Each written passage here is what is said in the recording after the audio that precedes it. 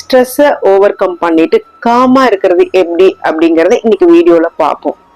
நமக்கு stress ஆயிடுச்சுனாவே memory overloaded ஆயிடும். Phone எப்படி மெமரி ஓவர்லோட் ஆயிடுச்சுனாவே ஹீட் ப்ரொடியூஸ் பண்ண ஆரம்பிச்சிடும், அதோட பர்ஃபார்மன்ஸும் லோ ஆயிடும்.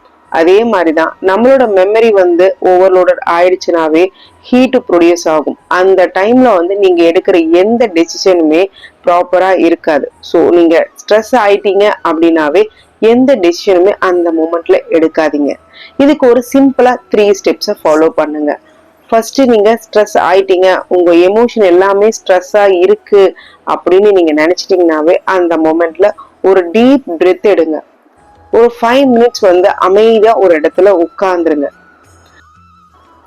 அந்த 5 நிமிஷம் அமைதியானதுக்கு அப்புறம் நீங்க யோசிங்க, இந்த டைம்ல எந்த டெசிஷனுமே எடுக்க வேண்டாம், இந்த ப்ராப்ளத்துக்கான சொல்யூஷனை நாம கண்டுபிடிச்சிடலாம் அப்படின்னு உங்க மைண்டே கிளியர் ஆயிடும்.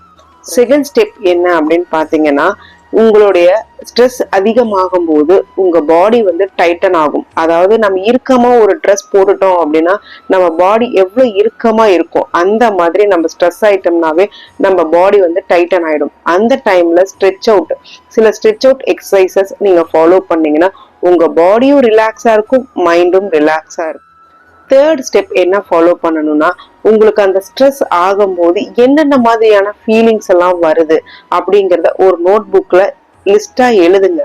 அதை நீங்க எவ்வளவு அளவுக்கு எழுதுறீங்களோ அந்த டைம்ல ஸ்ட்ரெஸ் ஆகும் போதெல்லாம் இந்த மாதிரி ஒரு ஃபீலிங்ஸ் எல்லாம் எனக்கு வருது அப்படின்னா, இந்த மாதிரி ஒரு எமோஷன் எல்லாம் ஆகுது அப்படிங்கறது தெரிஞ்சதுன்னா அதுக்கான சொல்யூஷனை நீங்க கண்டுபிடிக்க ஆரம்பிச்சிடுவீங்க.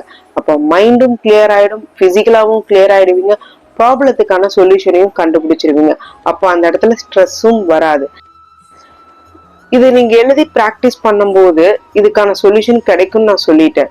ஆனா இது இமீடியட்டா கிடைக்குமா அப்படின்னு பாத்தீங்கன்னா அப்படியெல்லாம் கிடையாது. நீங்க ரெகுலரா இந்த 3 ஸ்டெப்ஸை ஃபாலோ பண்ணிட்டு ஃபர்ஸ்ட் பிரீத் பண்ணுங்க, செகண்ட் ஸ்ட்ரெச் அவுட் பண்ணுங்க, தேர்ட் என்ன ப்ராப்ளம், அதுக்கான என்ன மாதிரி ஃபீலிங்ஸ் எமோஷன்ஸ் எல்லாம் நீங்க பாக்குறீங்க அந்த ஸ்ட்ரெஸ் ஆகும் போது, இது எல்லாத்தையும் லிஸ்ட் அவுட் பண்ணி இது ரெகுலரா நீங்க பிராக்டிஸ் பண்ணிட்டு வந்தீங்கன்னாவே உங்க ப்ராப்ளத்துக்கான சொல்யூஷன் கிடைச்சிடும். அதே மாதிரி ஸ்ட்ரெஸ் உங்களை விட்டு போயிடும். இல்ல எனக்கு இதெல்லாம் எது பண்ணாலும் எனக்கு ஸ்ட்ரெஸ் போகல அப்படின்னா இருக்கவே இருக்கு நம்ம கிராஃபோ தெரப்பி. உங்க ஹேண்ட் ரைட்டிங்க கொடுங்க, அனலைசிஸ பாருங்க, கிராஃபோ தெரப்பியை ஃபாலோ பண்ணுங்க. என்னோட நம்பரை நான் உங்களுக்கு கீழே டிஸ்பிளே பண்றேன். இந்த நம்பர்ல எனக்கு டிஎம் பண்ணுங்க, அதுக்கான இன்ஸ்ட்ரக்ஷனை உங்களுக்கு நான் கொடுக்குறேன். இந்த வீடியோ பிடிச்சிருந்தா லைக் பண்ணுங்க, ஷேர் பண்ணுங்க, மறக்காம சேனலை சப்ஸ்கிரைப் பண்ணுங்க.